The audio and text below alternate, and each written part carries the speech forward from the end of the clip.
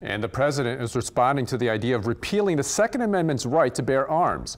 It comes after retired Supreme Court Justice John Paul Stevens recently wrote in a New York Times op-ed that repealing the Second Amendment would weaken the NRA's ability to block gun control legislation.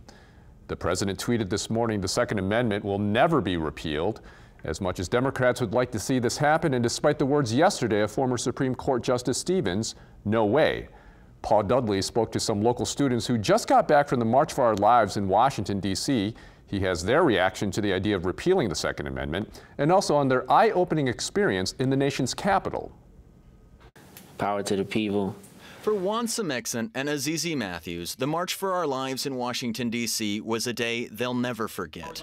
Along with chaperones, the seniors made the more than 20-hour bus trip last weekend with more than 40 of their classmates at Aberson High School. Our kids might be learning about this, so it'll be amazing to just tell them I was a part of this. Usually when I cry, it's probably in a spiritual place, but there I feel like it was also a right moment to cry as well. But was the White House watching? Early Wednesday, President Trump tweeted the Second Amendment will never be repealed. For Mathews and Semexant, that's okay. They weren't marching to abolish guns. We are singing, we're out here creating speeches just about creating stricter gun laws,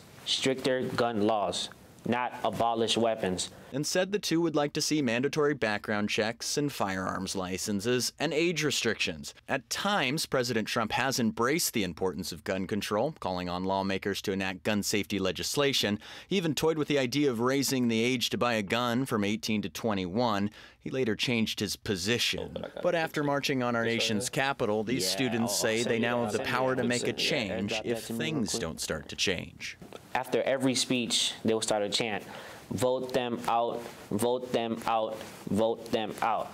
And that's the power that we as the youth, that's the power we hold. The students, both on the verge of graduating, know they face a difficult challenge combating the controversial issue of gun control, but say they want to make a difference before more lives are lost. Things like this shouldn't even be happening, and knowing that I have the voice, I'll be able to, be the ones to be like, well, it's time to put our foot down and stop this. Paul Dudley, Eyewitness News. Both students also say after they graduate, they want to help organize more trips so students can have the same experience.